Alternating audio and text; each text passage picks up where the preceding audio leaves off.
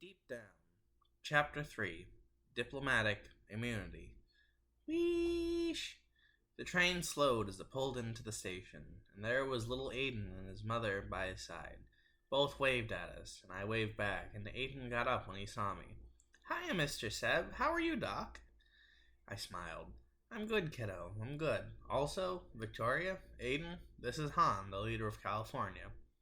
She stepped off the train and immediately walked over to Victoria and Aiden, who analyzed her and walked around her and patted her down for weapons like she did to us. Then Aiden stuck out his hand. "Welcome to Portland, ma'am." Han shook his hand and looked around the city, and I noticed how the cars had been moved and there was armed guards now patrolling the streets.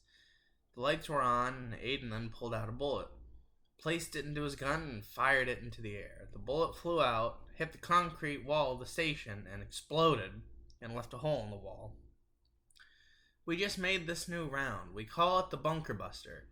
Wouldn't want to be in the way of that. We have 100 crates of them ready to load onto your train, as a gift from my mom and I to you." Andy hopped down, and Gordon walked over to Victoria. "So, how about that missile test? What has your military been like in the last few days since we've seen you?" "It's 123,000 people strong and growing. Plus, the nuts and bolts store really helped us to crawl out of the darkness. Once we discovered the new weaponry, and our own strategists started to create new ones. The past few days have been a miracle for us, but we also acknowledge where we came from, and we are eternally indebted to you and California in general. I'm sorry if we scared you." Andy stepped forward, and Aiden ran into his arms. "Hey, little man, how are you?" Andy put Aiden down, and Aiden handed Andy a bunker buster. Very nice craftsmanship. I must say I haven't seen homemade munitions since my time overseas in Kuwait. Now that was a fun time." Han stepped forward and presented a journal to Victoria. "This is a list of pacts and agreements that the three nations will sign, if that's okay to you. And I have a feeling we'll be relying on your nation a lot for national security going forward." Victoria nodded. "And we will be there for you whenever you need us. Also, Andy, I like what you did with the Space Needle. Very smart." Andy nodded, but Gordon seemed surprised. "How did you know that?" Victoria smiled, and Aiden answered, "Because Harry gave us a call and boasted about how helpful you all were. Also, because of you and Harry, we now have a few years' worth of food stockpiled, with more ammunition than we know what to do with. We have approximately 1,000 bullets per citizen." Gordon's eyes almost bulged out of his head. Andy chuckled, and I was shocked, while Han's jaw was just on the floor. "Yes, my son and I are doing well for ourselves, and we want to expand east as Idaho has great farming potential.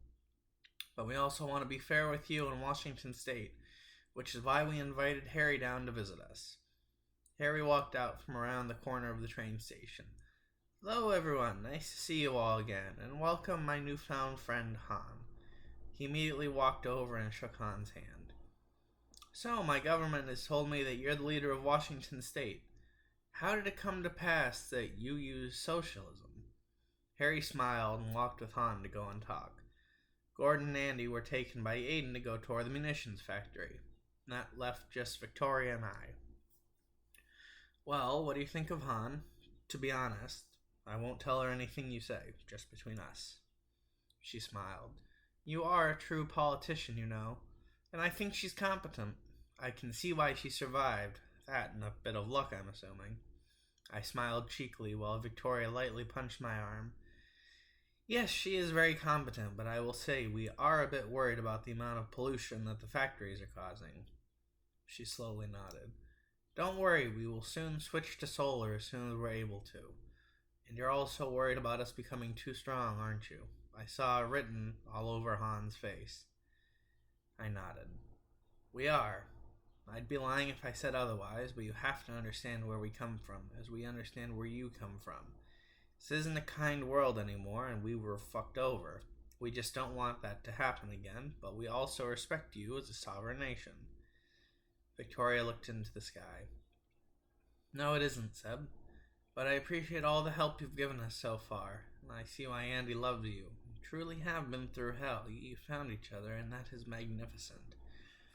And yes, the fight is not against each other, but against Atmos. I found some files on them on the internet, but how bad is it truly? I sighed and offered her my dab pen, which she gladly hit from. We had to nuke Boston, to stop a doomsday weapon that would have destroyed the world. It wasn't a decision we made lightly, or hell even wanted to make, and it'll doom us. It's pretty damn bad, Victoria. I'm not lying, and people will die. She nodded and looked into my eyes. See, this is why I trust California. It's because of how honest and open you are. I can see why Han trusts you, and it's why I trust you. I don't think you're going to be doomed, no more than any of us. Living shouldn't be a punishment. I nodded to that. Well, amen to that, amen to that. So what do Oregonians do for fun? Victoria looked at me with a slight tilt of her head. Fun? I nodded as she shrugged her shoulders. I guess you guys haven't gotten to that stage yet. You're in the rebuilding era, and that's okay. Just don't forget to have some fun time. It's worth it. She smiled. It is. Now I need a cigarette. Don't know about you. I nodded and pulled out 2 Lucky Reds and gave one to her. I lit it for her, and she hailed while smiling. Thank you, Seb. I can tell the future won't be easy, but it will be worth it. I nodded, and we just stood there watching the sun rise.